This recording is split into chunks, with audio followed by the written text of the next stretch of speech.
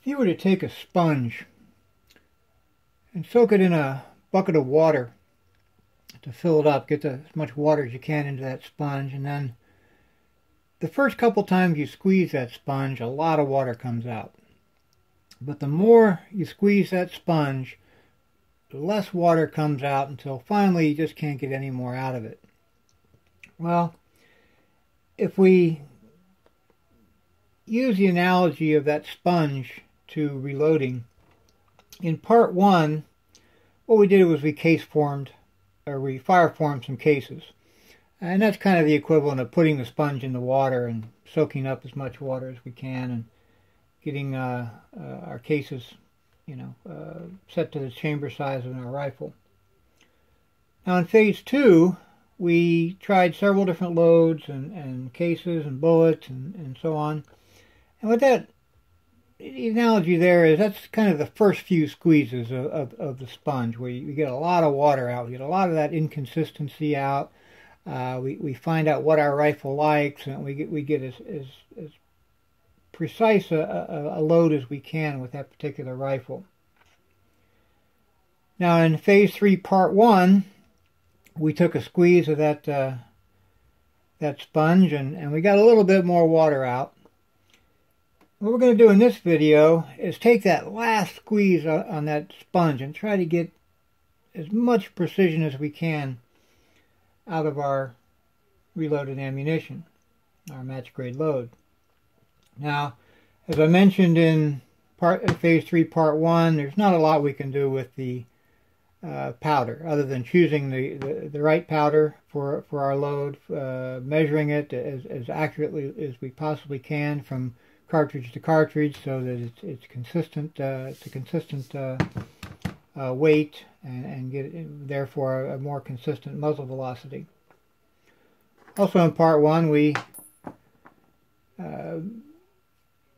figured out what the volume of our cases are and tried to get that as consistent as possible and try to get our muzzle velocity more consistent. We've also weighed and measured our bullets and tried to get our ballistic coefficient as consistent as possible from cartridge to cartridge. Therefore, make our reloaded ammunition more consistent, more accurate. And one thing we haven't really looked at yet are the primers. Now, there's not much we can do with a primer. We can't change the size. We can't change the combustible material inside the primer. There's really not a lot we can do to the primer itself. And to be honest, there's really not a lot we want to do with that as far as modifying our primer. Don't modify your primers, folks. What we can do with the primer is we can find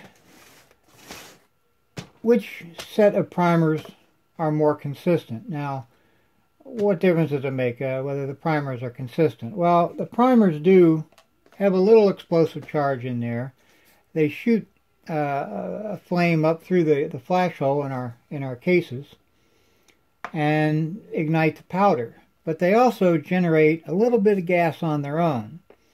And also the ignition rate could change as far as the amount of flash that goes up into through the flash hole to ignite our powder. We want that to be as consistent as possible.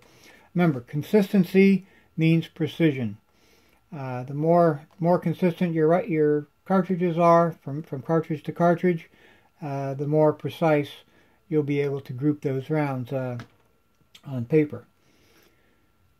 Now, I've always had good luck with Winchester primers, and I use those mostly. But from lot to lot, I may get, one box of Winchester primers may be fairly consistent. I may get another box that isn't quite as consistent. And that inconsistency is going to translate into muzzle velocity. And as we saw in phase 3 part 1, even a small change in muzzle velocity, a 20 feet per second change, equates to about 1.5 inches at 500 yards. So we want everything to be as consistent as possible. So what we're going to do in phase 3 part 2 is we're going to try the loads that we've come up with using Winchester primers. We'll create some more using CCI primers. I realize these are pistol primers, but you know, you get the idea. And maybe try some Federal or you know, so on from different manufacturers, and see if we can't find a manufacturer and a lot number from that manufacturer that is a little more consistent, and try to get our muzzle velocities as consistent as possible. So that would be the first run through, is to create a couple of 5-round groups with Winchester primers, and create another 10 rounds for 2 5-round groups with CCI, maybe do some Federal primers and so on, and see which batch of primers works best as far as keeping our muzzle velocity as consistent as possible. If you don't have a chronograph, that's fine. See what, you know, where you get the best group sizes. You get better group sizes with CCI or with Winchester or with Federal, so on. Now I have these tool ammo primers over here, and your mileage may vary, but I've noticed that with the tool ammo primers, the muzzle velocities seem to vary quite a bit with tool ammo primers. So I don't typically use these for my match grade loads, but I could just have had a couple of bad batches. So you may have completely different results with tool ammo, and it's really a matter of what batch you get, and the lot number of the primers that you get, whether or not a CCI is more accurate than a Winchester or vice versa. So try doing that. Now, at this point in the game, we don't want to change too many things. You don't want to change your seating depth and the primer, for example, and because you can't tell what the results mean. Was it the primer that gave you a tighter group, or was it the bullet seating that gave you a tighter group? So at this point, we're only going to change one thing at a time. So try a different primer, maybe a different manufacturer, and try a couple of rounds, a couple of test groups with that, and see what kind of results you get before we move on to another change in our loads. Now the last thing I work with is the seating depth of the bullet. Obviously, we want to keep our seating depth consistent from cartridge to cartridge. It does a few things for us. One, the further down a bullet is seated, the less volume there is inside the case for the gas to expand. So the initial pressure will be just a little bit different. Also, the further down a bullet is seated means it spends more time rubbing up against the inside of the neck as it exits the case. So, and that's going to affect, both of those things together will affect the muzzle velocity. So we want to make sure that our seating depth is identical from cartridge to cartridge. Now, in the reloading manuals, you've probably been using the cartridge overall length listed for the bullet that you're using in the manufacturer's suggested cartridge overall length for that particular bullet. As you can see here, I have a page from the Hornady 9th edition book, and each bullet has its own cartridge overall length. You see I've highlighted there. But that overall length is from the case base to the tip of the bullet. Now, that's not the most accurate way to measure the cartridge overall length. The problem with that, as you can see, especially with these are soft point bullets where I have a little lead soft point on here. Well, that lead can get mashed down a little bit on one and not so much on another. And even though you measure using your dial caliper from the case base to the tip on one, it may, this one's 2.711 inches. The next one may have the same bullet depth, or the same seating depth, but this one measures 2.698 roughly. And that difference could be the difference in the tip. Even if you have a like a hollow point or a spire point or something like that, the tip of the bullet may be a little bit different on from bullet to bullet, and you won't get an accurate measurement. A better way to measure your cartridge overall length is from the case base to the ogive, typically referred to as CBTO, case base to ogive. And there's several tools you can use to do that. There's the RCBS precision micrometer, there's the Reading instant indicator, Hornady's bullet comparator, a variety of tools that you can use to measure the case base to the ogive. And by measuring that way, you're ensuring that each of your cartridges has the same seating depth, or the bullet seated the same as the next cartridge. So you should definitely get yourself a tool that allows you to measure the CBTO as opposed to the case base to the tip. What you would do then is you would get one cartridge, seat it exactly to the measurements as defined in the book, whatever measurement that is.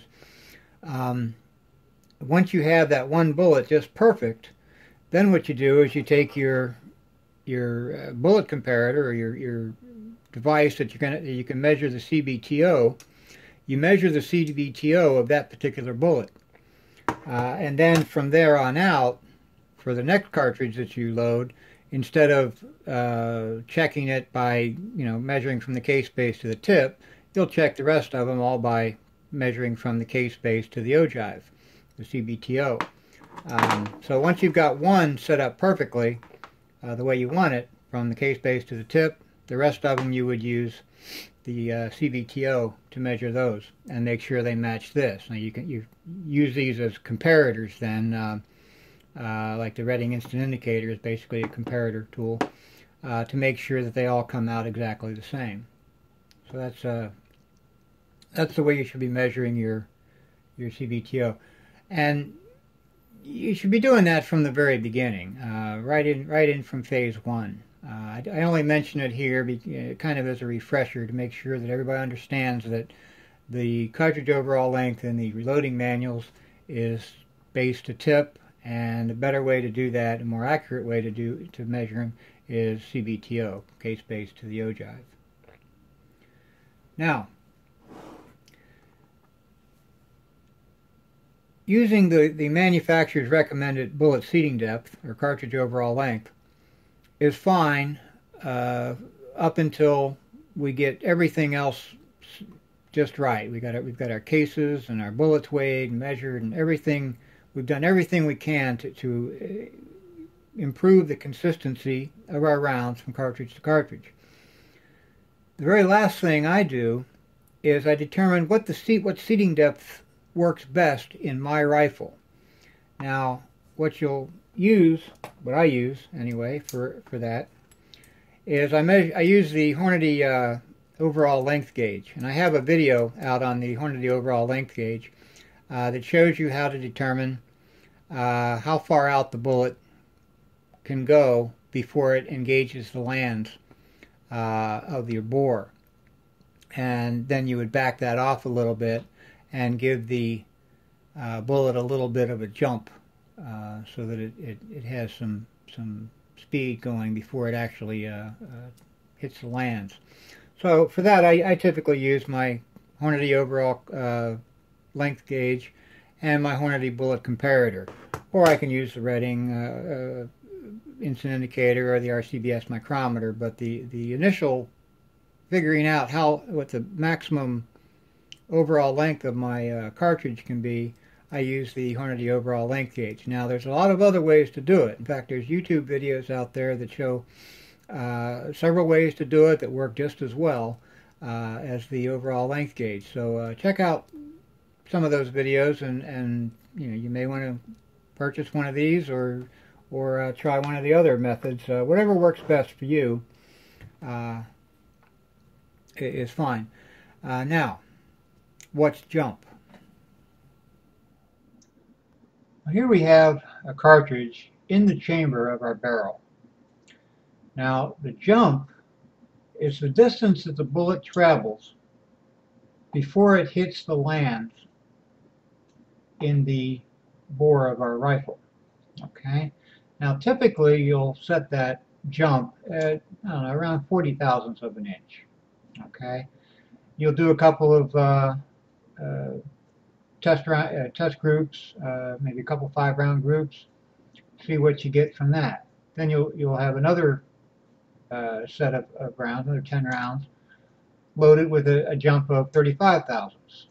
Shoot a couple groups with that, see what you get. Then you'll drop down to 30 thousandths, and so on. Now, bear in mind that a human hair is anywhere from around 3 or 4 thousandths of an inch to about 7 or 8 thousandths of an inch, depending on the type and the color and so on. So you're dealing with a hair's breadth of differences here between, one seating depth and another. And if you check out my video on the Hornady overall length gauge and bullet comparator, at the end of that I talk a little bit about making sure that you have the kind of experience necessary and the kind of equipment necessary to make these kinds of tiny little adjustments in your seating depth. I mean, if you're using a measuring tape and a $30 press, you're probably not going to be able to get that kind of precision out of your bullets or your cartridges in the seating depth. So if you've got the experience and you've got the equipment, that's when you really can start dealing with these kinds of tiny little adjustments. One of the things you want to try to avoid is ending up with a jump of 0, where the bullet, once you chamber the cartridge, the bullet is actually already touching the lands. Now, why is that bad? Well, let's say I have a piece of glass. My hand here is a piece of glass. I'd use real glass for this, but that would blow my production budget of, well, 0. And here I have a hammer. Now, if I take my hammer and I lightly swing it against the glass, it'll go right through and break that piece of glass. But if I put my hammer up against the glass to begin with, then I have to exert a fair amount of pressure in order to break that glass. And the reason for that, of course, is that when I swing the hammer, the business end of the hammer here builds up some inertia. And between the mass and the inertia that it builds up, it'll continue to go right through that glass with very little effort at all.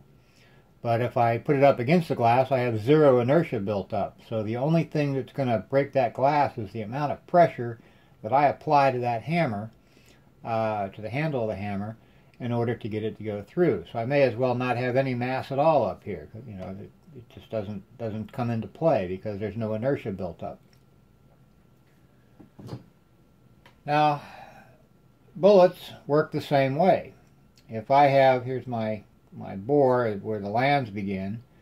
If I have the bullet right up against the lands, when I pull the trigger and that gas starts expanding, it's going to have to develop a higher initial pressure to get that bullet to move because it's already stuck in the lands there. So it takes more pressure to get that bullet going down the bore.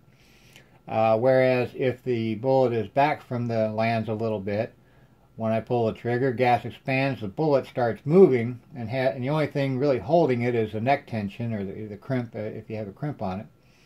The only thing holding that bullet back is that neck tension. So the bullet is able to move fairly easily and builds up a little bit of inertia before it hits the land. So it can start going down the bore a lot easier with less initial pressure built up in the case.